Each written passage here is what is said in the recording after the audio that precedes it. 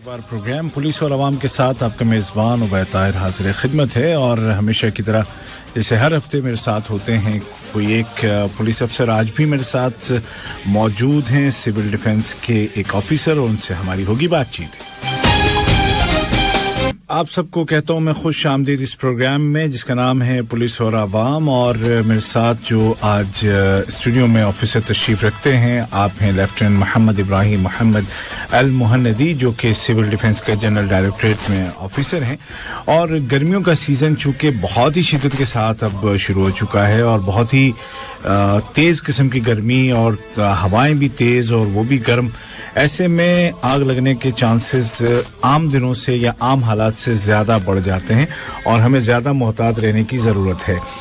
और ऐसे में हमारे पास अगर इसी इदारे का इसी डिपार्टमेंट का कोई अफसर मौजूद हो तो इससे बेहतर कौन सी बात हो सकती है कि वो हमें याद दिलाए उन तमाम एहतियाती तदाबीर के बारे में कि अगर उनको हम इख्तियार करें, उन पर हम चलें, उनका ख्याल रखें तो इंशाल्लाह हम हादसात से महफूज रह सकते हैं।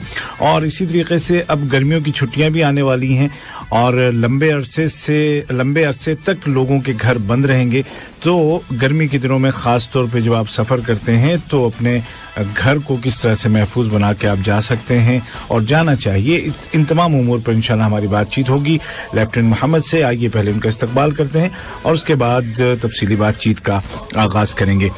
युसअदनी अन नरहब बिसियादतिल मुलाज़िम मोहम्मद इब्राहिम मोहम्मद अल मुहन्नदी ज़ाबित फ़िल इदारा वल अमल दिफ़ाअल मदनी बवज़ारत दाखिलिया अल क़तरिया। मरहबन सियादतिल मुलाज़िम फ़ी इज़ाअत उर्दू, हय्याकुमुल्लाह। يا مرحبا، السلام عليكم ورحمة الله وعليكم السلام ورحمة الله.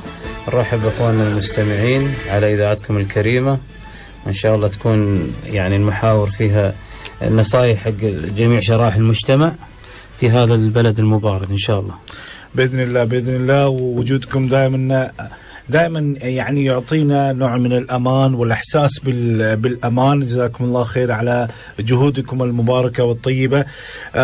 سيادة الملازم محمد إبراهيم محمد المهندي، بداية يعني حاليا نشوف إن يعني الصيف خلاص احتر يعني وصل يعني درجة الحرارة وصلت تقريبا 45-46 الظهر. ففي هذه الحالة يا حبذا لو بدأنا اللقاء بأسباب كثرة الحريق في الصيف وكيفية التصدي لها. نعم، نرحب فيكم يعني مرة ثانية في هذا اللقاء إن شاء الله، يعني يكون جميع المستمعين يستفيدون من جميع النصائح التي نقدمها إن شاء الله بإذن الله. يعني كما تعلمون أن أغلب دول الخليج خاصة دولة قطر يعني تكون درجات الحرارة في فصل الصيف جدا شديدة. نعم. يعني توصل درجات يعني في شهر 7 و8 تقريبا قريب 50-51 يعني في الساعة 12 ظهرا ولا الساعة 1 ظهرا. وهذا يعني مما يعني يؤدي إلى بعض الأمور التي تشتد فيها وتكون أسباب لاشتعال يعني الحرارة واشتعال الأمور، يعني من أسباب اشتعال النار. نعم. يعني وكذلك أن مثل إحنا ما تفضلنا سابقا في بعض اللقاءات أن مثلث الحريق يتكون من 3 أضلاع، هو المادة والحرارة، يعني المادة المشتعلة والحرارة وكذلك الأكسجين. نعم. احنا يعني نركز على الحرارة هذه من ضمن مثلث الحريق. نعم. إذا هذه الأضلاع غير متوفرة يعني لا تشتعل النار. صح. أي صح. فحاليا الجو يعني الحرارة والأكسجين موجود، باقي أيوة. المادة المشتعلة عدة أمور مثل يعني المركبات، مثل المنازل، المنشآت، المرافق العامة. نعم. هذه كلها يعني إذا اجتمعت هذه الأمور يعني والشرارة هذه موجودة لا قدر الله يسبب يعني لا قدر الله الحريق. نعم. إن شاء الله سيادة الملازم يعني بترجمة وبعدين راح نتكلم. اولا ناخذ المركبات، لان كل واحد الحين مشغل المكيف عالي، ويعني وغير اللي الناس تسافر على طريق البر. صح. صحيح. तो जनाब जो मेरा सवाल था लेफ्टिनेंट मोहम्मद इब्राहिम मोहम्मद अल-मुहन्नदी से, वो इब्तिदाई सवाल था तमहीद के लिए, और वो ये था कि आजकल गर्मी तो बहुत ही बढ़ गई है, और आप देखते हैं दोपहर के टाइम जो दर्जा हरारत है, जो टेम्परेचर है, वो बहुत हाई हो जाता है, 47 48, बल्कि हमारे मेहमान ने तो कहा कि कभी कभी 50 तक पहुंच जाता है दोपहर के टाइम 1 बजे 12 बजे के करीब। तो ऐसे में इस शदीद गर्मी में ये चीज जहन में रखनी चाहिए, जिसकी तरफ हमारे मेहमान ने इशारा किया कि 3 चीजें होती हैं तो आग लगती है। एक तो यह है कि कोई ऐसा मादा कि जो आग पकड़ सकता हो, यानी कि हर एक जो चीज है उसमें आग नहीं लगती है, मतलब कुछ ऐसी चीजें खास तौर पे होती हैं कि जो जिन पे आसानी से आग लग जाती है। तो एक तो कोई ऐसा मादा हो जो भड़कने वाला हो, जो आग पकड़ सकता हो, और दूसरे है कि उसको गर्मी मिले, और तीसरे है कि उसको ऑक्सीजन मिले, हवा मिले। अब मसला ये है कि आजकल के इस मौसम में 2 चीजें तो मौजूद ही हैं, यानी कि गर्मी है और साथ में ऑक्सीजन है, हवा भी इतनी तेज चल रही है। अब तीसरी चीज ही बचती है जिस पर हमें ध्यान देना है कि इस गर्मी और ऑक्सीजन को हमें कोई ऐसी चीज फराहम नहीं करनी है, उससे बच के रहना है कि ये आग में तब्दील ना हो। ठीक है जी। अब ये जो आग है और ये जो इसके जो असबाब हैं मुख्तलिफ, उससे हम कैसे बच सकते हैं उस पर हम बात करेंगे। और ये आग गाड़ियों में भी लग जाती है, घरों में भी लग सकती है, फैक्ट्रीज और कंपनीज में भी लग सकती है, कहीं जो पब्लिक प्लेसेस हैं या जो यूटिलिटीज हैं कहीं पर भी आग लग सकती है। उससे कैसे बच सकते हैं, इन पे हम एक एक करके बात करेंगे। खासकर गाड़ियां आजकल के इस गर्मी के मौसम में आपने भी देखा होगा, रोड पे दाएं बाएं गाड़ियां आजकल बहुत खड़ी मिल जाती हैं, जो गर्मी की वजह से हीट अप हो जाती हैं और उनको खड़ा कर दिया जाता है, या उसमें आग लगे हुए भी मैंने 1-2 गाड़ियों को गुजरते हुए देखा है। अल्लाह ताला सबको महफूज रखे। इस पे हम बात करते हैं। सियादतुल मुलाज़िम मोहम्मद इब्राहिम मोहम्मद अल-मुहन्नदी, ज़ाबित फ़ी अल-इदारा अल-आम्मा लिद्दिफ़ाअ अल-मदनी बवज़ारत अल-दाख़िलिया अल-क़तरिया। नब्दअ बिहराइक़ अल-मरकबात सग़ीरा औ कबीरा, लअन्न كثير من مستمعينا هم سائقي الشاحنات والباصات والسيارات الثقيلة. نعم. يعني من أشد الأمور وأخطر الأمور في الحوادث، نعم، يعني اللي تطلع لها الإدارة العامة للدفاع المدني هي حرائق المركبات. يعني أما كانت حريق المركبة ولا إنقاذ، نعم، يعني إنقاذ الأشخاص داخل المركبة. يعني دائما ننصح يعني سائقين المركبة ويعني والموجودين داخل المركبة بعض إرشادات كثيرة.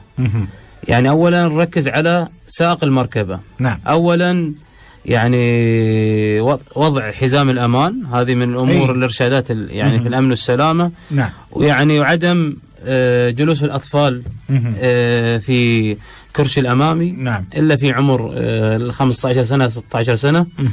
يعني نحذر. وثاني شيء يعني ما نضع الطفل مع الأم أمام، يعني تكون جالسة مع الطفل في المقعد الأمامي. يعني نخصص كرسي للأطفال يكون خلف. نعم. وكذلك التأكد من صلاحية الطفاية داخل المركبة. يعني من أهم الطفايات داخل المركبة هي طفاية البودرة. يعني هذه من أكثر المبيعات أصلا للطفايات في العالم، عشان يعني نحصي عدد السيارات في العالم.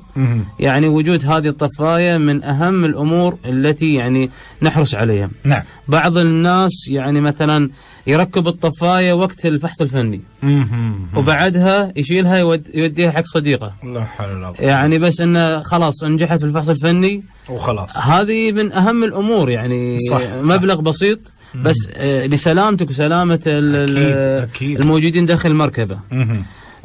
كذلك التأكد من الإطارات وصلاحية الإطارات. نعم. بعضهم يعني يسوق السيارة، يعني تعرف أن التاير في حرارة.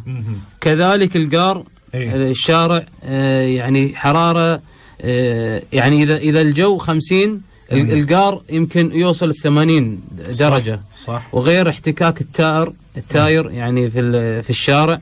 يعني هذه الأمور من حرارة التاير. يعني نتأكد من صلاحية التاير. وكذلك يعني نركب يعني الإطارات من الشركات المعتمدة. يعني وإنشاء يعني كل الإطارات هنا في دولة قطر من الشركات المعتمدة عن طريق معايير معينة. نعم. وكذلك الماء في كذلك نتأكد من ماء الراديتر في السيارة، عشان إذا كان الماء ناقص يسبب حرارة في السيارة بشكل عام داخل الماكينة، أصلا الماكينة حارة في فصل الصيف. صح.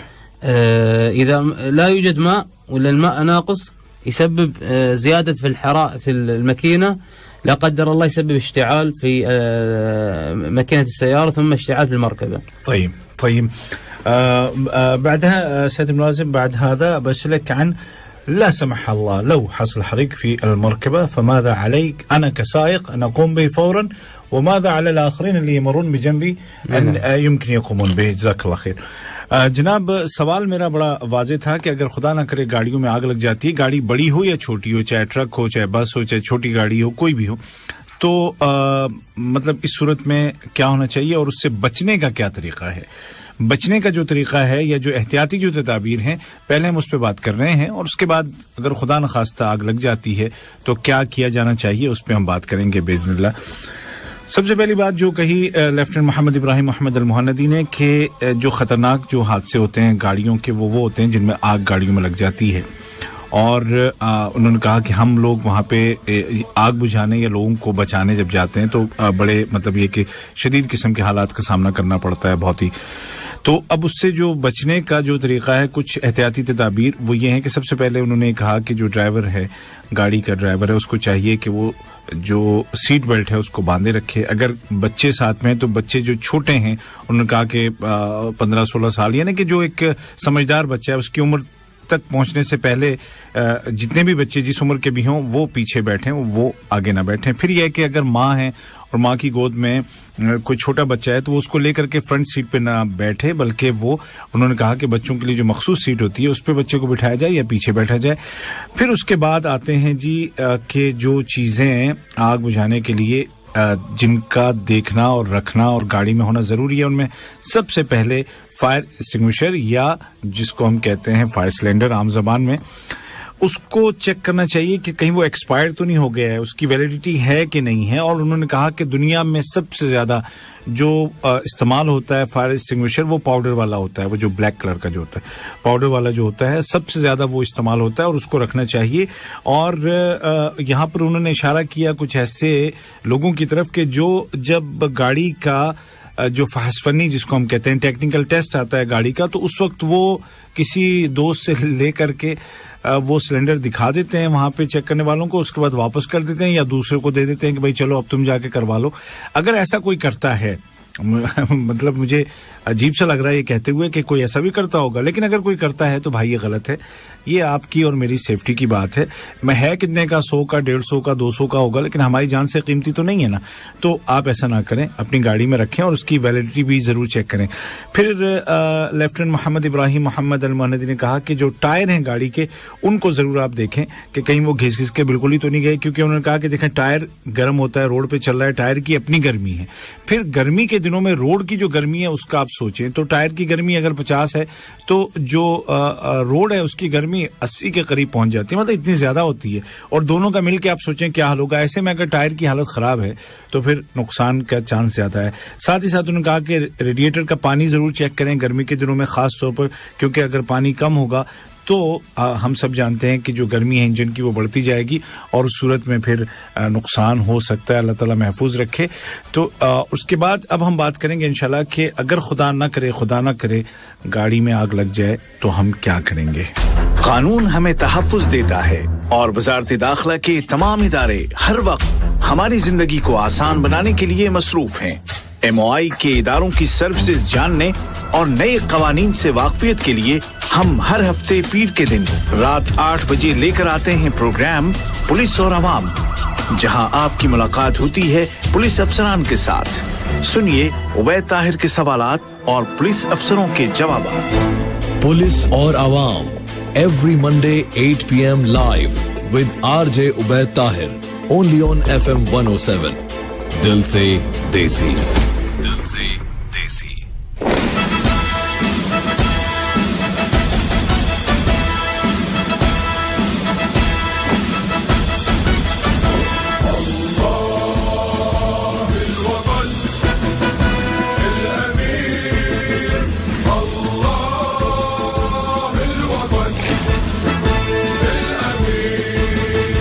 वेलकम बैक, खुश आमदीद कहूंगा आपको फिर से एक बार। प्रोग्राम आप सुने पुलिस और आवाम, और मेरे साथ हैं आज सिविल डिफेंस से ऑफिसर फर्स्ट लेफ्टिनेंट मोहम्मद इब्राहिम मोहम्मद अल मुहन्नदी, और हम बात कर रहे हैं गर्मियों में जो आग और ख़ास तौर पर गाड़ियों में जो आग लग जाती है, अल्लाह ताला सबको महफूज रखे।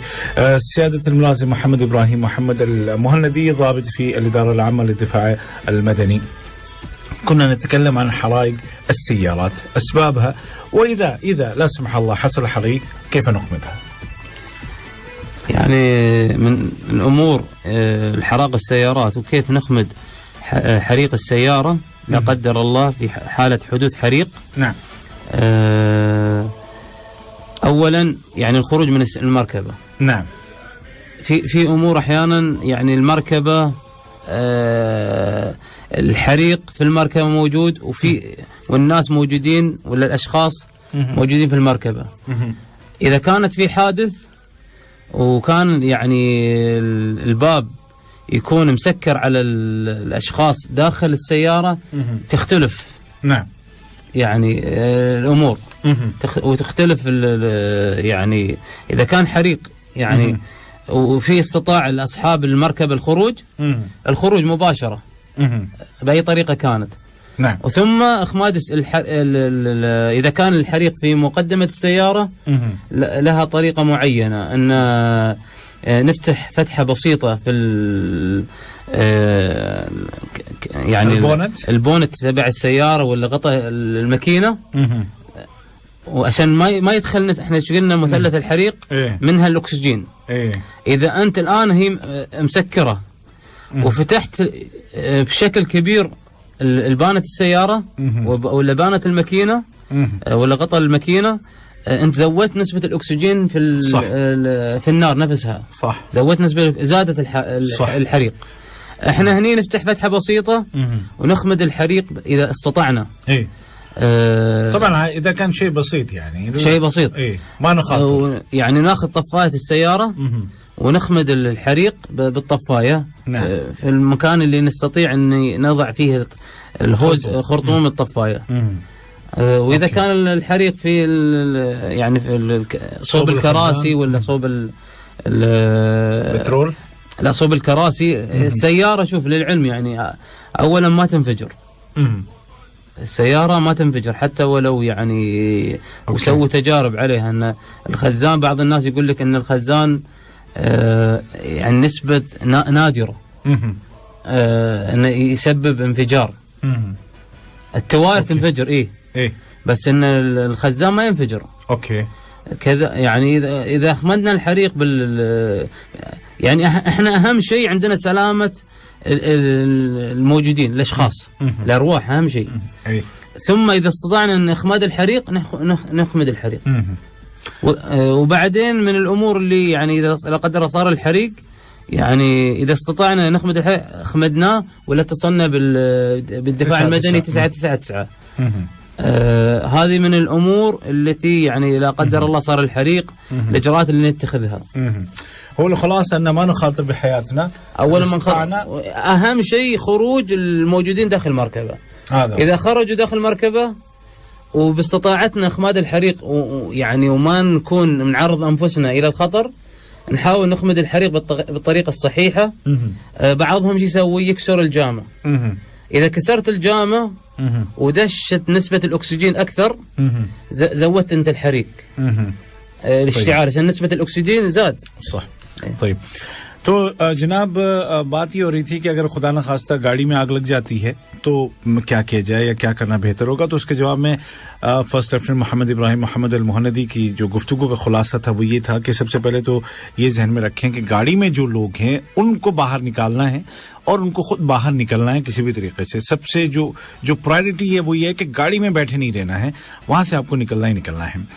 उसके बाद ये है कि अगर गाड़ी के जैसे आमतौर पे इंजन की तरफ से आग लगती है, आमतौर पे चाहे वो इलेक्ट्रिक उसकी वजह हो, रीजन कोई हो या और कोई वजह हो, इन पे भी हम शायद बात करेंगे भी, तो उसका उन्होंने कहा कि पूरा बोनट खोल करके आग बुझाने की कोशिश ना करें। उन्होंने कहा कि ये गलत है, क्योंकि आप जब बोनट पूरा खोलेंगे तो उसको हवा और मिलेगी और आग लगने या फैलने के चांसेस बढ़ जाते हैं। लिहाजा करना ये है कि थोड़ा सा खोल के, वो जो जैसे आप उसको क्या कहते हैं, उसकी तार जो खींचते हैं ना, बोनेट खोलने के लिए जो वायर खींचते हैं आप, तो जो थोड़ा सा जो खुलता है बगैर उसकी उस जो आगे जो उसकी जो चाबी होती है उसको छेड़े हुए, बस सिर्फ खुद मैंने वो कुंडा जो होता है ना उसमें लगा हुआ, उस कुंडी को नहीं खोलना है, बल्कि बस जितनी वो जगह बन जाती है थोड़ी सी, वहीं से आपको ये करना है कि फायर एक्सटिंग्विशर का जो पाइप है उसको वहां पे रख करके, और आप जिस तरह से आप उसको चला सकते हैं बुझाने के लिए आप उसका इस्तेमाल करें। लेकिन बाहर सूरत ये ध्यान में रखना है कि ये तब तक ही है जब तक आपको लगता है कि आग कम है और आप इसको कंट्रोल कर सकते हैं। लेकिन अगर किसी भी पॉइंट पर आपको लगता है कि आप नहीं कर सकते तो बिल्कुल अपनी जान को खतरे में ना डालें। ठीक है जी। अच्छा, फिर एक बात उन्होंने ये कही कि देखें, गाड़ी के बारे में जो ये आमतौर पे ख्याल ये कि अगर आग लग गई तो गाड़ी धमाके के साथ फट जाएगी या उड़ जाएगी। उन्होंने कहा कि ये ख्याल गलत है, इस पे बहुत सारे तजर्बात किए गए हैं और ये बहुत ही कम, उन्होंने कहा कि ऐसा होता है कि गाड़ी के अगर फर्ज करें कि टैंक में भी, जो पेट्रोल टैंक है उसमें भी अगर आग लगती है तो जलती तो है गाड़ी लेकिन फटती नहीं है। फटना आप समझ रहे हैं ना, जो धमाके से जो उड़ जाती है। उन्होंने कहा जो हमारे मेहमान है कि बहुत कम ऐसा होता है, बहुत रेयर है ऐसा कि गाड़ी जो है धमाके से फट जाए, वरना ऐसा नहीं होता है। हाँ, टायर जरूर फटते हैं, गाड़ी नहीं। तो कोशिश उन्होंने कहा कि बाहर सूरत गाड़ी से निकलने की होनी चाहिए सबसे पहले, उसके बाद दूसरे नंबर पे आग बुझाने की, अगर आप बुझा सकते हैं तो, वरना 999 पे कॉल करें और आप मदद लें। सिविल डिफेंस की गाड़ियां पहुंचेंगी और इंशाल्लाह आपकी फौरी तौर पर मदद की जाएगी। जान है तो जहान है, जान से बड़ी ना गाड़ी है ना कुछ और है, इसका हमेशा ध्यान रखना चाहिए। طيب الأسباب الحرائق في السيارات، يعني طبعا هناك أسباب ممكن تكون كهربائية، ممكن تكون ميكانيكية، ممكن تكون أشياء اللي حاطينها في السيارة. لو تكلمنا فيها يعني من الأمور، من أخطر الأمور التي تسبب حرائق المركبات. نعم. مثل ما تفضلت، مثل الأمور الكهربائية. نعم. وضع الشواحن، وضع مثلا البرود باند تبع الشاحن، يعني المنفصل هذا اللي يشحنون فيه. وضع وبقائه في داخل السيارة يسبب لا قدر الله انفجار. بعضهم مثلا يخلي الشاحن سيارة الشغل وأطفاله داخل السيارة وما يفصل الشاحن عن احنا نحذر مثلا اذا بعض الناس مثلا ينزل يصلي مثلا واطفاله في السياره وما عندهم شخص كبير مثلا امهم ولا الخادمه موجوده ولا احد اشخاص كبار. يعني من كثير من الناس يخلي اطفاله ويروح يصلي. لا انت او يروح السوبر ماركت يعني اي كان اي اتجاه. بعضهم حتى مستشفى ينزل المستشفى بالساعه ويخلي اطفاله. احنا نحذر يعني اذا انت يعني مده بسيطه وتتاكد ان موجود شخص كبير معاهم يعني ما في اشكال، بس اذا الاطفال بنفسهم لا، الطفل ما يعرف يتصرف. صح. فصل الشاحن أهم شيء. كذلك السيارة الواقفة سيادة الملازم يعني تحتر أكثر من السيارة الماشية، يعني من ناحية الحرارة. خاصة الجو الخارجي مثلا 50 داخل الماكينة أكثر أكيد بنسبة كبيرة، يعني مش شيء بسيط. بس احنا نحذر أن الشواحن، كذلك أن عدم وجود مثلا بعض المواد التي تساعد على الاشتعال مثل المواد الكيميكال، مواد التنظيف، بعضهم يتركها مثلا مثل المعقمات. هذه الأمور لا نخليها في السيارة، تتفاعل وتسبب لا قدر الله اشتعال في المركبة. والعطور أحيانا عشان الحرارة مش جدا شديدة في الخارج تسبب يعني تفاعل ويسبب لا قدر الله انفجار. وكذلك مثلا ما نخلي الجوال في الشاحن ونخليه داخل السيارة. لا، نفصل الشاحن من المخرج الرئيسي. نعم. مش مثلا نسحب التليفون خلاص، لا، نسحبه من السوكت نفسه ولا مكان الشاحن. واضح. اي تمام. تو جناب کچھ بڑی اہم چیزیں, چھوٹی چھوٹی باتیں. دیکھیں اس پروگرام کا مقصد یہی ہے کہ اویئرنیس کو عام کیا جائے اور زندگی کے جتنے شعبے ہیں, جیسے یہاں پہ مختلف ڈپارٹمنٹ کے آفیسرز آتے ہیں تو ان میں کچھ باتیں تو ہوتی ہیں جو قانون کی باتیں ہوتی ہیں اور قانون, خالص قانون کی باتیں ہوتی ہیں, لیکن زیادہ تر جو پارٹ ہوتا ہے اس پروگرام کا وہ آگہی کو, معلومات کو عام کرنے والا ہوتا ہے. کوشش پروگرام کی یہ ہے کہ ایک تو سروسز جو ہیں ان سے واقف کروایا جائے, جو ادارے جن کی ہمیں ضرورت پڑتی ہے, اور دوسرا یہ کہ جو زیادہ اہم ہے کہ اویئرنیس کو عام کیا جائے. اور یہی آج کے اس پروگرام کا بھی مقصد ہے. لیفٹیننٹ محمد ابراہیم محمد المہندی نے بہت ساری چھوٹی چھوٹی لیکن بہت اہم باتیں بتائی ہیں کہ جن کا خیال رکھنا ہمیں ضروری ہے تاکہ گاڑیوں میں آگ نہ لگے. سب سے پہلے انہوں نے کہا کہ جو موبائل چارج کرتے ہیں نا, گاڑی میں ہمارا چارجر لگا ہوا ہوتا ہے, یا انہوں نے کہا کہ براڈ بینڈ جو آپ ساتھ لے کر کے چلتے ہیں انٹرنیٹ کے استعمال کے لیے, بہت سارے لوگ ساتھ لے کے چلتے ہیں اور وہ لگا رہتا ہے ہمیشہ, جو ہے چارج پہ لگا رہتا ہے. یہ غلط ہے. انہوں نے کہا کہ لگاتار رکھنا, لگا کر کے چارجر کو گاڑی میں, خاص طور پہ گرمی کے دنوں میں, انہوں نے کہا کہ یہ بہت بڑی غلطی ہے. آپ کا موبائل چارج ہو گیا, آپ اس کو نکال دیں. کس کو نکال دیں؟ خالی موبائل کو نہیں کہ آپ جو ہے وائر نکال دی, نہیں, جو چارجر ہے اس کو ہی نکال دیں. ٹھیک ہے جی, اس کو لگا کے نہیں رکھیں. اچھا پھر انہوں نے یہ کہا کہ گاڑی کے اندر جو کیمیکلز ہیں وہ نہ رکھیں.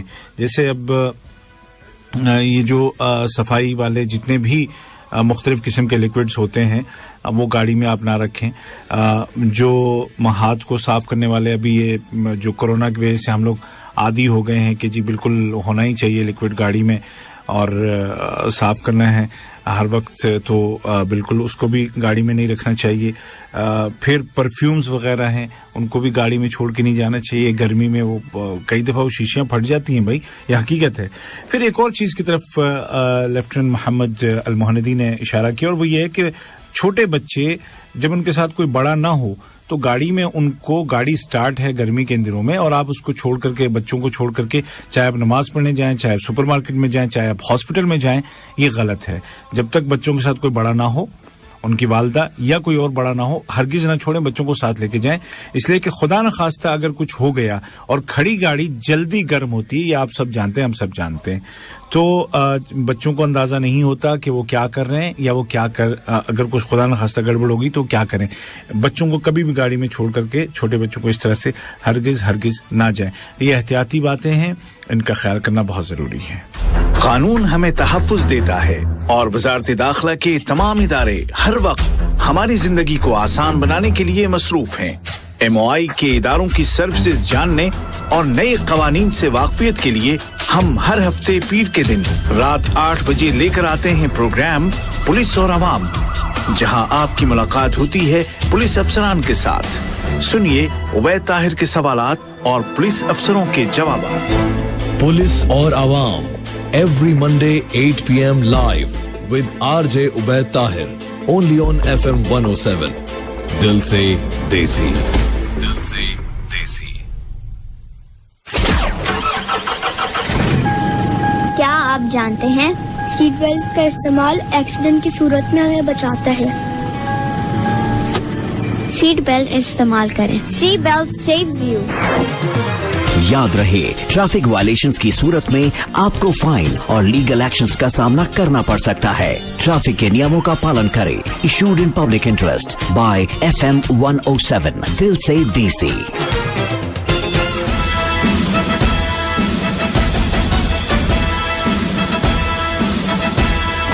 ویلکم بیک, خوش آمدید پروگرام میں ایک بار پھر سے. میرا نام ہے عبید طاہر اور یہ پروگرام آپ سنتے ہیں ہر منڈے کو رات 8 بجے لائیو. مختلف ڈپارٹمنٹ MOI کے اپنے افسران کو یہاں پہ بھیجتے ہیں الحمدللہ, تاکہ لوگوں تک براہ راست ان کی زبان, ان کی آواز میں باتیں پہنچیں. اور آج ہمارے ساتھ, جیسے کہ میں نے کہا کہ سول ڈیفنس کے جنرل ڈائریکٹریٹ سے ہمارے ساتھ ہیں لیفٹیننٹ محمد ابراہیم محمد المہندی. اور ابھی تک ہم گاڑیوں ہی سے نہیں نکل سکے, بڑی اہم ہے, زندگی کا مسئلہ ہے. هل هناك امور اخرى سيادة الملازم محمد المهندي فيما يتعلق باسباب حرائق السيارات؟ يعني نحب نذكرهم بعد, يعني في بعضهم يعني يدخن داخل السيارة وأطفال موجودين. يعني أولا يضر صحة أطفاله في داخل نعم. داخل المركبة، أن تكون الدرايش مسكرة. ثاني شيء يعني السيجارة فيها يعني نهايتها فيها اشتعال السيجارة نفسها. يعني أنت تعرف الحريق يحتاج شرارة واحدة. اي صح. اي وانت السوق يعني ما انت تقدر ان مثلا لا قدر الله ضربت بريك يعني مفاجئ، طاحت السيجاره لا قدر الله على الارض، سببت اشتعال في المركبه. نعم. وانت عرضت نفسك وعرضت اهلك داخل المركبه صح. للخطر والاشتعال المركبه. نعم. هذه دائما نحذر يعني اذا انت تريد التدخين يعني احنا يعني ننصح ان بعدم التدخين اكيد وبكره وترك التدخين. نعم. نعم. وغدا الشيخ عندنا اليوم العالمي للامتناع عن التدخين وقتل المشاركه في الاحتفال. يعني هذه دائما ننصح ان يعني مثل ما يعلمون المدخنين وغير المدخنين ان التدخين مضر للصحه. اكيد. يعني وهذه لصحتهم وصحه اهاليهم. صح. ننصحهم بعدم التدخين داخل المركبه. أضعف الإيمان أنك هذا المشوار الساعة صح في المركبة لا تدخن. صح. يعني هذه من النصائح يعني جزاك الله خير لصحة يعني صحة الشخص نفسه وصحة أطفاله وعدم تعرضهم للخطر يعني. صحيح. جज़ाक अल्लाह खैर, जज़ाक अल्लाह खैर. तो जनाब एक बात और उन्होंने इस हवाले से कही कि गाड़ी में जो आग लगने के मुमकिना जो असबाब हैं, जो रीजंस हो सकते हैं, उनमें से एक है smoking inside the car, inside the vehicle. अब आप जो हैं गाड़ी में बैठे हैं और अगर साथ में आपकी फैमिली भी है, छोटे बच्चे भी हैं, तो ये तो दोहरा गुनाह हो गया. ये तो मतलब नाकाबिले माफी जुर्म है मेरे हिसाब से कि आप अपनी सेहत को तो नुकसान पहुंचा ही रहे हैं, साथ साथ अपने बच्चों को भी आप मरीज बना रहे हैं और बच्चों की तरबियत भी गलत कर रहे हैं. बच्चे जो आपको देख रहे हैं सिगरेट पीते हुए, तो आपको क्या लगता है कि वो नहीं पिएंगे? और अगर वो पिएंगे तो आप में इतनी अखलाकी जुर्रत होगी कि आप उनको मना कर सकेंगे कि बेटा मत पियो?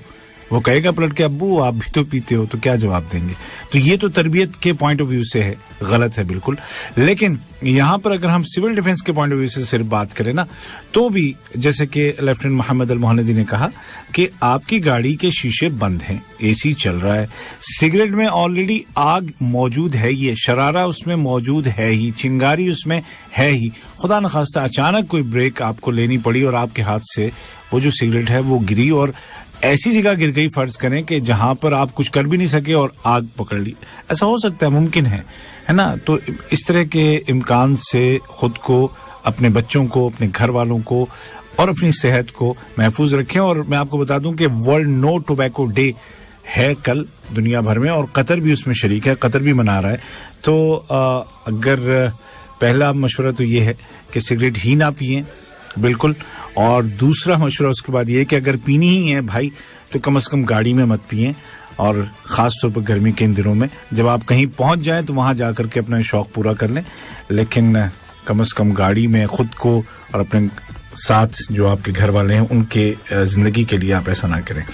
नंतक़िल सियासत मुलाज़िम मोहम्मद इब्राहिम मोहम्मद अल मोहन्नदी इला अल महवर अल आखर वहुवा الاحتياطات اللازمة في سكن العمال لمكافحة الحريق. وطبعا منها أكيد الاحتياطات اللي لازم نتبعها في المنازل أيضا نفس الشيء السكن. نعم والله شوف السكن الشخصي غير عن نعم السكن العمال. نعم إذا أولا نتكلم عن سكن العمال نعم. والقاطنين في الثكنات هذه ولا في الأماكن التي تقطن فيها نسبة العمالة، يعني التقسيمات أولا داخل الثكنات هذه بشكل غير رسمي أحيانا في البورتيشن يكون غير البورتيشن مش ضد الحريق، بورتيشن عادي يسبب لا قدر الله إذا صار حريق البورتيشن هذا يشتعل، بس إذا كان من المواصفات ضد الحريق هذه يسبب يقلل يعني تطور النار نفسها ولا تمدد النار، على الأقل يبطئ التمدد. نعم أي نعم. كذلك نركز على مثلا وضع أجهزة الأمن والسلامة داخل الثكنات ولا الشقق تبع العمالة. التأكد من مثلا جرس الإنذار، كاشف الدخان، تمديدات اسطوانات الغاز تكون خارج الثكنة، يعني نركز دائما عليها. يعني هي وبعضهم مثلا يخلي الغاز ما يستكرم من المصدر الرئيسي عشان العدد كبير في الثكنات هذه. كذلك مثلا احنا نركز مثلا في الثكنات وجود الطفايات داخل الثكنات مثلا، ونعلم ونثقف يعني السكيورتي داخل مثلا اللي ماسكين الحراسة تبع الثكنات هذه. هذه الأمور اللي دائما نركز عليها في يعني في الثكنات العمال. طيب ولا سكن العمال. طيب ان شاء الله، ونتكلم فيما بعد ان الاستخدام السليم للسوكت الواحد والشهادين ان شاء الله بنتكلم فيها. جناب हमने बात की क्योंकि वक्त बहुत तेजी के साथ गुजर रहा है कि एक और मौजू में हम बात करना चाह रहे हैं कि वो कैंप्स या वो हाउसिंग सोसाइटीज जहाँ पे बड़ी तादाद में एक जगह में लोग रहते हैं, वहाँ पर आग लगने के वाक़यात भी गर्मी के दिनों में बढ़ जाते हैं। तो घरों पे भी हम बात करेंगे इंशाल्लाह, उम्मीद है वक्त रहेगा। तो सबसे पहले उन्होंने कहा कि जो हम बात करना चाहेंगे उन विलास के बारे में या उन घरों के बारे में, उन हाउसिंग सोसाइटीज़ के बारे में जहाँ पे पार्टीशन करके गैर कानूनी तौर पर लोग रहते हैं। मतलब जगह है एक फैमिली की, वहाँ पे 3 फैमिली है, 3 फैमिली की जगह है, वहाँ पे 10 फैमिलियाँ रह रही हैं। तो हमारे जो मेहमान हैं लेफ्टिनेंट मोहम्मद इब्राहिम मोहम्मद अल मुहन्नदी, उन्होंने कहा कि ये जो पार्टीशन की जाती है ये जो मेयार है, जो स्टैंडर्ड है उसके मुताबिक नहीं होती है। और वो जो पार्टीशन होती है वो मतलब ये है कि अगर आग लग जाए तो उस आग को रोक नहीं सकती है, ठीक है ना, वो एंटी फायर नहीं होती है। अब उसका कोई होगी उसकी सही जो मतलब ऐसी प्लाई, ऐसी चीज कि अगर उसका इस्तेमाल किया जाए तो वो आग अगर रुकेगी नहीं तो कम से कम स्लो जरूर हो जाएगी, मतलब एकदम से फैलेगी नहीं। तो एक तो ये बड़ा नुकसान है कि उसमें जो है सस्ती चीजें लगाई जाती हैं। फिर उन्होंने कहा कि जो इनके अलावा जो जनरल जो बात है कैंपों में या ऐसी जगहों पर जहाँ बहुत सारे लोग रहते हैं, वहाँ पर जो सेफ्टी के जितने भी मुख्तलिफ आलात, मुख्तलिफ मशीनें, मुख्तलिफ डिवाइसेस वो होने चाहिए, लगे होने चाहिए। मिसाल के तौर पर एक अगर आग लगने की सूरत में ना एक अलार्म बजता है या एक सायरन बजता है पूरी बिल्डिंग में, वो जरूर होना चाहिए। और सिर्फ होना नहीं चाहिए बल्कि उसको चेक किया जाना चाहिए कि वो बजता भी है कि नहीं बजता है। फिर इसके अलावा ये है कि जो एक होता है स्मोक डिटेक्टर, मतलब जो अगर कहीं से धुआं उठ रहा है ना तो ऑटोमेटिकली ये जो छोटा सा एक डिवाइस होता है ये शोर करना शुरू कर देता है कि भैया यहाँ पे धुआं है, यहाँ पे जो है आग लग गई है। तो वो भी होना चाहिए, हर जगह होना चाहिए, हर मंजिल पे होना चाहिए। फिर जो गैस सिलेंडर है खाना वाना पकाने के लिए, उसकी जो वायरिंग है या उसकी जो पाइपिंग होती है ना, वो जरा दुरुस्त अंदाज में हो, ठीक जगह पर हो, और ये जो गैस सिलेंडर हैं वो बिल्डिंग से बाहर की तरफ रखे गए हों। और फिर आखिरी बात ये है कि फायर एक्सटिंग्विशर्स होने चाहिए, जितनी बड़ी बिल्डिंग है उसके हिसाब से उतनी ही तादाद में होने चाहिए। और वहाँ पर जो सिक्योरिटी वाले जो लोग हैं या रहने वाले जो लोग हैं उनको इन तमाम चीज़ों के बारे में पता होना चाहिए और उनको इनके इस्तेमाल का भी पता होना चाहिए। अब हम एक और इसी पे मतलब इसी मौजू पे रहते हुए इसका एक और पहलू ज़रा उसको डिस्कस करेंगे कि जो सॉकेट होते हैं हमारे पास उनका कितना लोड वो ले सकते हैं और उनका सही इस्तेमाल कैसे हो सकता है। سيادة الملازم محمد إبراهيم محمد المهندي، احنا نتكلم عن الثكنات الكبيرة اللي فيها أعداد كبيرة من الناس يعني بالآلاف. فهناك يعني مثلا غرفة فيه 4 ولا 6 ولا 8 أنفار، وعندهم سوكتات محدودة، يعني سوكت 1 ولا 2 ولا 3 يركبون عليه أكثر من جهاز. فمن ماذا تنصح يعني؟ دائما مثلا من أسباب الحرائق في الثكنات ولا المنازل نعم. الأحمال الزائدة على الكهرباء نعم. نفسها، وضع التلفاز مع الثلاجة مع شواحن التليفون في على يعني سوكت واحد، يعني مما يسبب مما يسبب يكون الحمل يكون زائد ويسبب لا قدر الله يعني اشتعال في السكت ويسبب اشتعال في الثكنة. يعني وضع السكت وضع الشاحن وقت النوم هذه دائما ننصح فيها. يعني مثلا قبل ما تنام تشيل التليفون من الشاحن. أنت نام ما تدري يحتر الشاحن ويسبب انفجار في الكهرباء ويسبب اشتعال في المكان وتروح أرواح 1000 شخص لا قدر الله. كلهم نايمين. تعرف النائم يبي له وقت لما يقوم ويركز وهالأمور. دائما ننبه أن عدم يعني تركيب عدة أجهزة على حمل واحد ولا سكت واحد يسبب لا قدر الله اشتعال. ثاني شيء نحذر أن عدم استعمال الشاحن وقت النوم. نعم. أي يكون في أوقات الصحيان ولا أوقات يكون الشخص مستيقظ. تمام.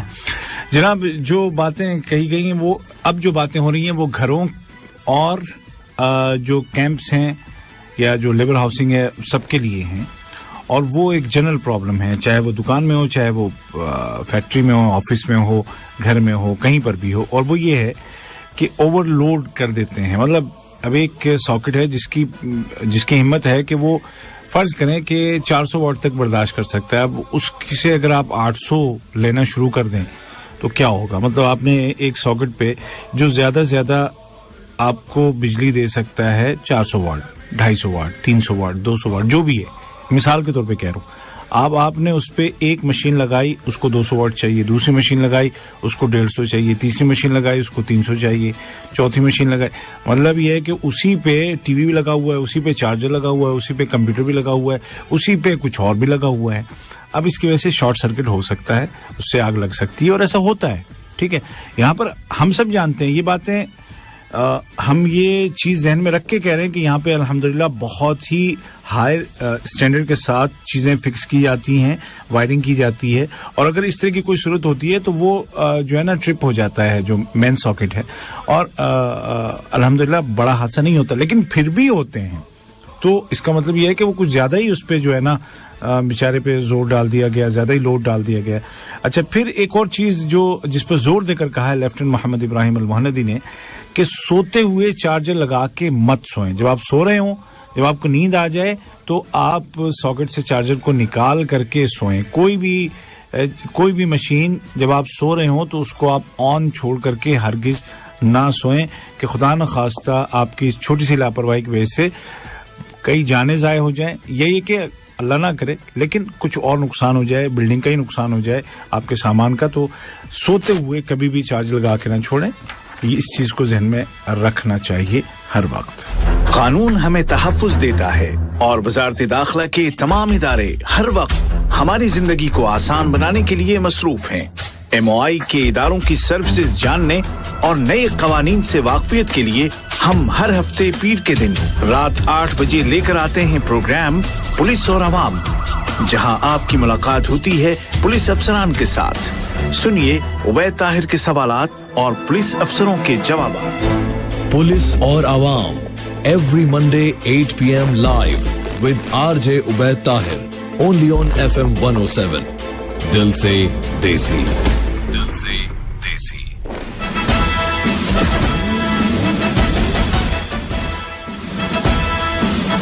ایک بار پھر سے خوش آمدید, ویلکم بیک. پروگرام ہے پولیس اور عوام. میرا نام ہے عبید طاہر اور ہم بات کر رہے ہیں گرمی کے دنوں میں آگ سے بچنے کی, اور اب ہم گھروں کی بات کرتے ہیں پروگرام کے آخری حصے میں. سیادت الملازم محمد ابراہیم محمد المهندي فيما يتعلق بحرائق المنازل أيام الصيف بماذا تنصح؟ يعني ننصح دائما أهل المنزل ولا القاطنين داخل المنزل الشخصية, البيوت الشخصية, يعني التأكد أن بوجود الطفاية داخل المنزل. ننصح يعني دائما أن تكون الطفاية مركبة في المكان المناسب, تكون عند مثلا قريب مثلا داخل المطبخ أولا ركب طفاية وبطانية الحريق. ويعني دائما يعني لو ركبت مثلا جرس كاشف الدخان، لو مثلا ما تبي تمديدات تركب كاشف الدخان اللي على بتري. تكلفته بسيطة، بس انه احنا نتخذ الاسباب والحفاظ من رب العالمين. اكيد. كذلك من اهم الامور اللي نركز عليها الان، انت عارف فصل الصيف اغلب الناس تسافر. نعم.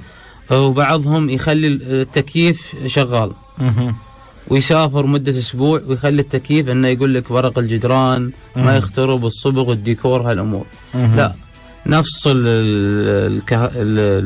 المكيف مش من الريموت، من السوكت نفسه.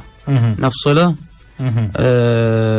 ونطفي أولا يعني ترشيد، يعني حماية الكهرباء. أنا صح. يعني الحمد لله في دولة قطر الكهرباء مجانا، يعني وهالأمور يعني دائما نحافظ على، يعني هذه نعمة من رب العالمين على الإنسان.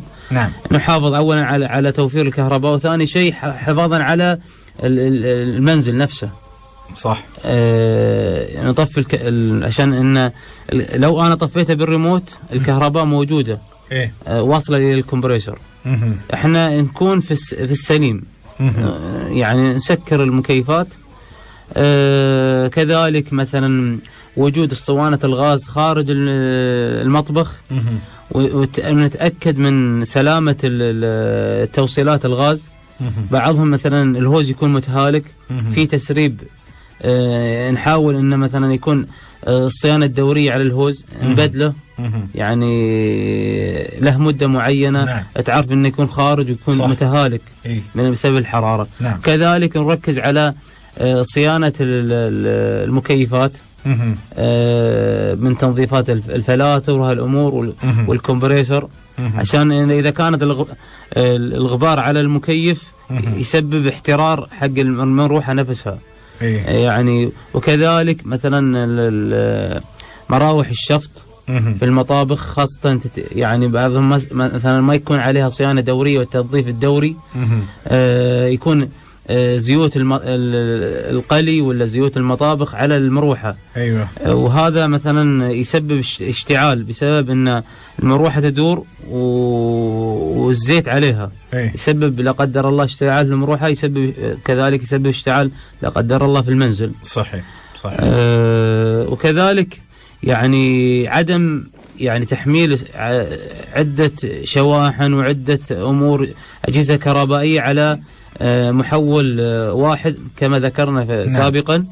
بس انه نركز مثلا خاصة فصل الصيف الأطفال يعني يكونون يستخدمون الأيبادات ولا التليفون وهو مركب في الشاحن. يحتر التماس كهربائي. أحيانا يكون إذا موصل الشاحن يكون في كهرباء داخل الجهاز المستخدم. نعم. احيانا احنا الكبار نحس فيه. نعم. اذا استخدمنا تحس بالكهرباء. ايش ما بالك اذا يكون التركيز على لعبه معينه، الطفل ما يعرف صح. ان هذه التماسات كهربائيه، لا قدر الله ينفجر التليفون صح. في يد الطفل. هذه من اهم الامور اللي نركز على اطفالنا هذولين. كلكم راعي وكلكم مسؤول رعيته. اكيد.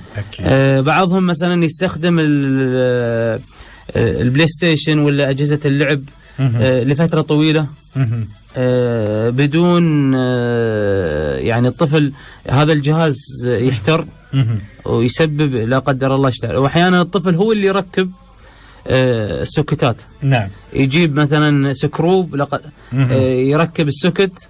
لا يعني يركب السوكت وهو مشكلة يركب السوكت هو شغال الكهرب. يعني ما يطفي من المصدر الرئيسي. لا. يركب يبي بسرعة يركب. لا. يعني دائما الوالدين يحذرون أطفالهم إذا تركب مثلا أي جهاز تخبرني. نعم. وكذلك من الأمور اللي نحذر فيها بعض الأطفال يذهبون إلى المطبخ. نعم. يستخدمون مثلا السكين تقطيع الفواكه ولا أيا كان. الطفل لا يدخل المطبخ.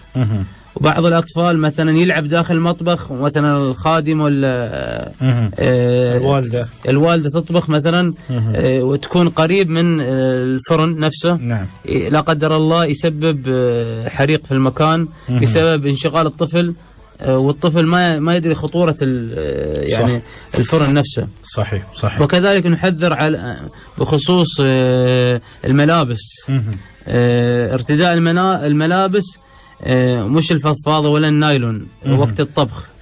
يعني هذه الملابس لو شرارة بسيطة لا قدر الله يصير اشتعال كامل في الشخص اللي يستخدم الفرن نفسه.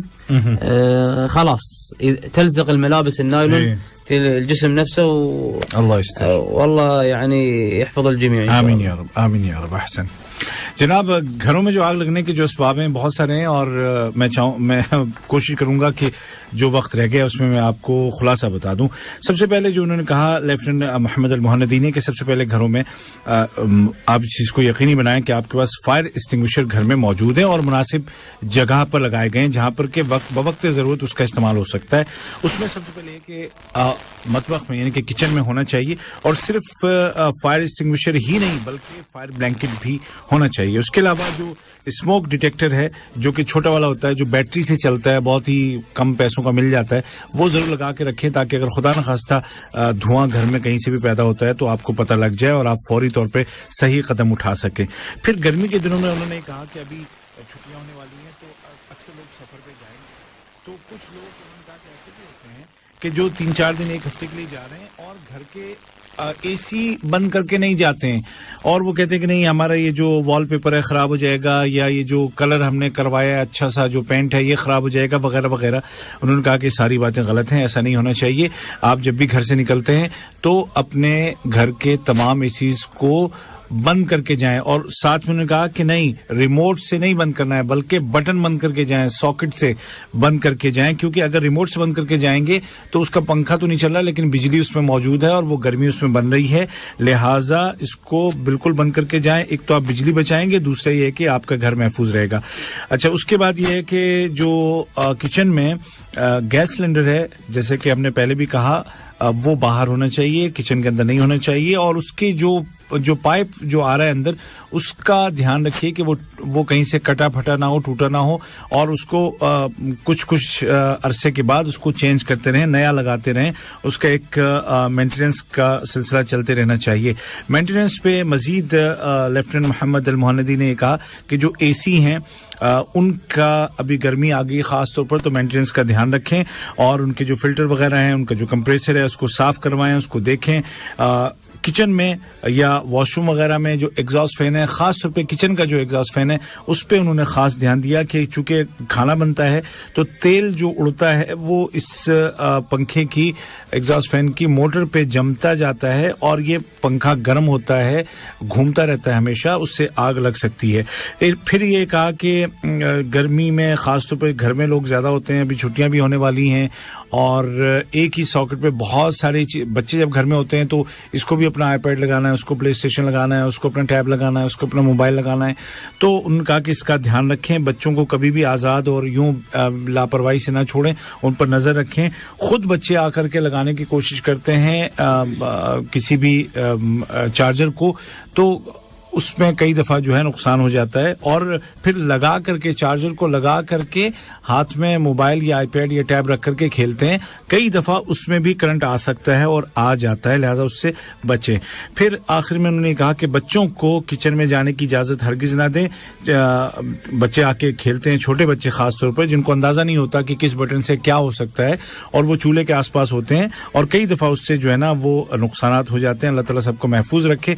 ये मुख्तसरन जो बातें हैं इनको जहन में रखिएगा, बहुत ही जरूरी है. गर्मी बढ़ती जा रही है और अब गर्मी की छुट्टियां भी होने वाली हैं. अब मेरे पास मजीद वक्त है नहीं, अगरचे बातें और भी थी, इंशाल्लाह फिर कभी बात की जाएगी. सियातुल मुलाजिम मोहम्मद इब्राहिम मोहम्मद अल मोहन्नदी वल्लाह कान वदी अन نطول في الأمور الأخرى اللي تتعلق بالحرائق لكن داهمنا الوقت. ففي نهاية هذا اللقاء لا يسعني إلا أن نتقدم بالشكر الجزيل لسيادة الملازم محمد إبراهيم محمد المهندي. شكرا سيادة الملازم على حضورك اليوم وإتاحتك لنا وتجديدك لنا بهذه المعلومات المفيدة والقيمة.